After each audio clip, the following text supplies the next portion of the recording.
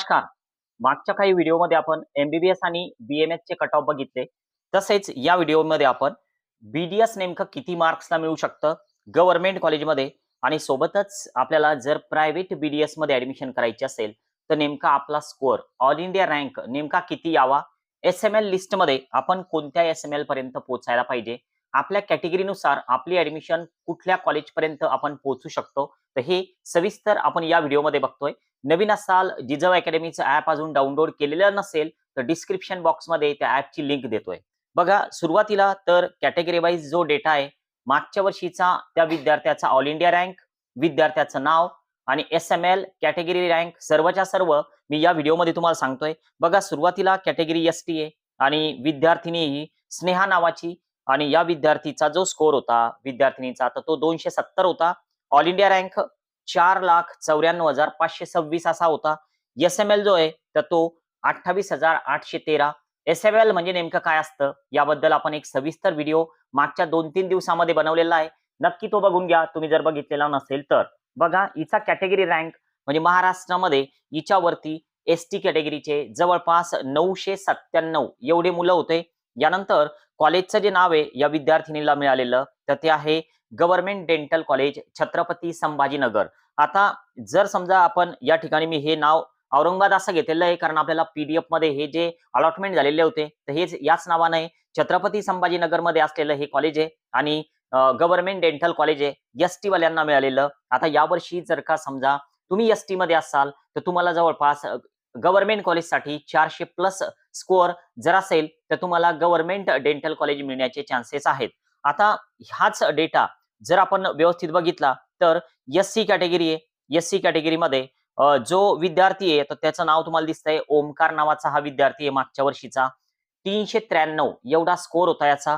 Government college मिळालेलं आहे डेंटलचं आणि जो स्कोअर आहे तर तो ऑल इंडिया रँक जो आहे तर तो आहे 2,40,890 आणि जो एसएमएल आला होता तर तो 16,766 कॅटेगरी रँक तुमच्या समोर दिसतोय.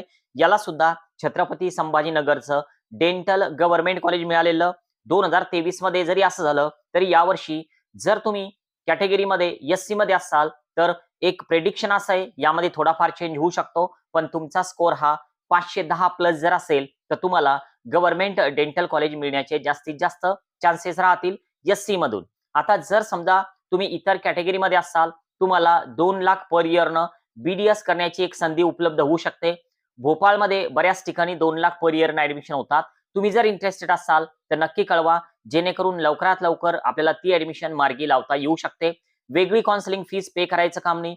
तुम्ही जी महाराष्ट्र काउन्सिलिंग फीज आमच्याकडे दिलेली असते तर त्याच फीज मध्ये तुम्हाला भोपाळला ऍडमिशन त्या ठिकाणी मिळू शकते.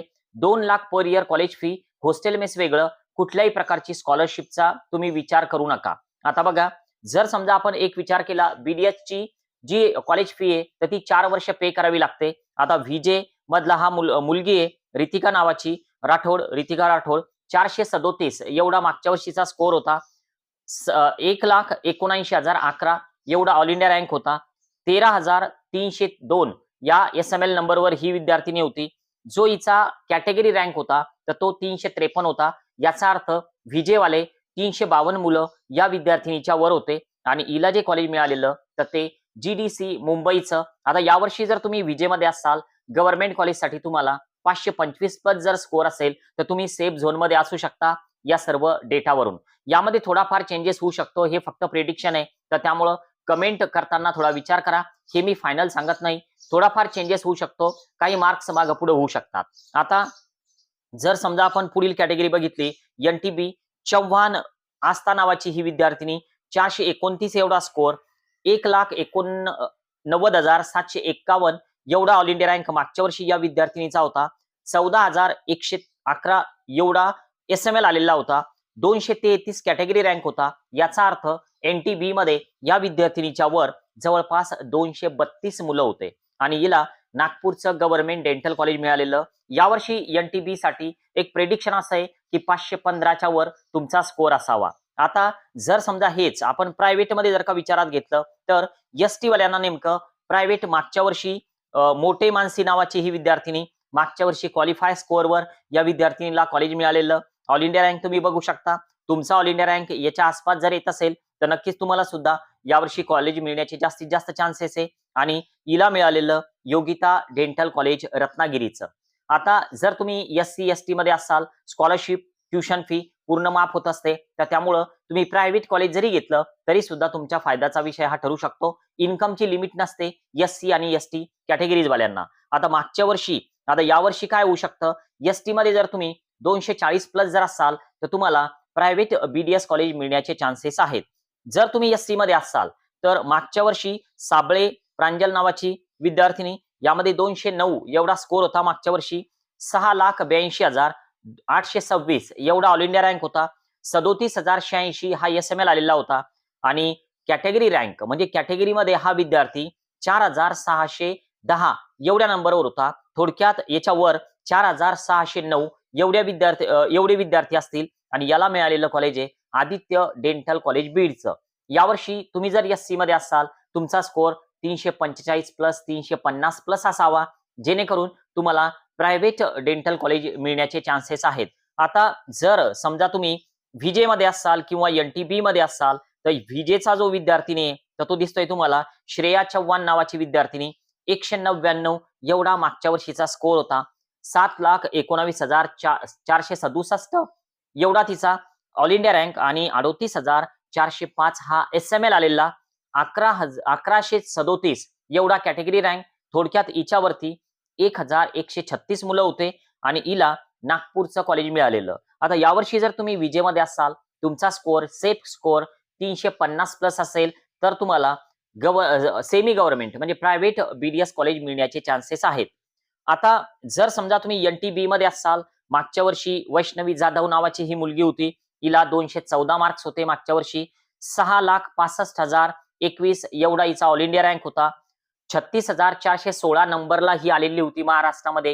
हिच्या कॅटेगरीमध्ये कोणती कॅटेगरी आहे तर NTB मधून, आणि हिला जे मिळालेलं कॉलेज आहे तर त्यामध्ये 821 एवढा हिचा कॅटेगरी रँक होता आणि लातूरचं कॉलेज हिला मिळालेलं. आता जर तुम्ही NTB मध्ये असाल, गव्हर्नमेंटसाठी तर 515 प्लस तुमचा स्कोर असावा, पण प्रायव्हेटसाठी तुम्ही 335 प्लस जर तुमचा स्कोर असेल तर थोडे तुम्ही सेफ झोन मध्ये आहात या ऑल इंडिया रँकचा विचार करता. आता जर समजा तुम्ही NTC मध्ये असाल तर NTC साठी साक्षी काळे नावाची मागच्या वर्षीची विद्यार्थिनी, 218 एवढा हिचा स्कोर होता. 6,52,201 एवढा हिचा ऑल इंडिया रँक आणि 35,904 एवढा SML होता. कॅटेगरीमध्ये ही 1709 या क्रमांकावर होती आणि हिला मिळालेलं कॉलेज आहे आदित्य डेंटल कॉलेज बीडचं.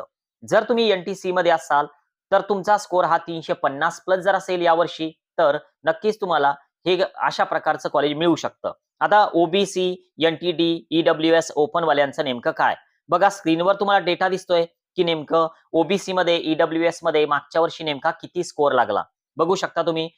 NTD मध्ये 219, 193. EWS सीट प्रायव्हेट कॉलेजला नसतात आणि ओपन साठी 201. जो ऑल इंडिया रँक आहे तर तो सुद्धा तुमच्या स्क्रीनवर तुम्हाला दिसत असेल की नेमका ऑल इंडिया रँक कोणत्या ठिकाणी आहे. जर NTD मध्ये असाल तुम्ही तर हे सगळं बघत घ्या. हा जो आहे हा कॅटेगरी रँक आहे इकडचा, आणि आता हा जो आहे हा SML आहे आणि हा ऑल इंडिया रँक आहे, आणि जे मिळालेलं कॉलेज आहे तर ते तुम्हाला समोर दिसतंय अकोल्याचं. यावर्षी जर तुम्ही NTD मध्ये असाल तर 345 प्लस एवढा तुमचा स्कोर असावा. आता जर तुम्ही OBC मध्ये असाल, स्क्रीनवर तुम्हाला सगळ्या बाबी ज्या आहेत तर त्या स्पष्ट दिसत आहेत, पण तुम्ही OBC साठी यावर्षी 360 प्लस थोडा सेफ झोन आपण मानू शकतो. आता जर तुम्ही EWS मध्ये असाल, ओपन मध्ये असाल, EWS च्या सीट नसतात प्रायव्हेट कॉलेजला, ओपन मधून अलॉटमेंट होते. मागच्या वर्षी परभणीचं कॉलेज लास्ट ऍडमिटेड होतं ओपन वाल्यांसाठी. यावर्षी जर मागच्या वर्षी सारखं काही झालं तर 365 प्लस एवढा तुमचा ओपनचा स्कोर असावा. आता राहिलं गव्हर्नमेंटसाठी नेमकं काय बघा, गव्हर्नमेंटचं हे आपलं बघायचं राहिलेलं होतं की मागच्या वर्षी नेमका किती स्कोर लागला गव्हर्नमेंट कॉलेजमध्ये, तर हे तुम्हाला स्क्रीनवर दिसतंय. तर यावर्षी जर तुम्ही NTD मध्ये असाल 505 प्लस स्कोर येतोय. जर तुम्ही OBC मध्ये असाल तर तुमचा जो स्कोर आहे तर तो 550 प्लस निघतोय. जर तुम्ही EWS मध्ये असाल तर 560 प्लस तुमचा स्कोर निघतोय आणि ओपन मध्ये 565 प्लस एवढ्या स्कोरला तुम्हाला गव्हर्नमेंट डेंटल कॉलेज मिळण्याचे चान्सेस आहेत.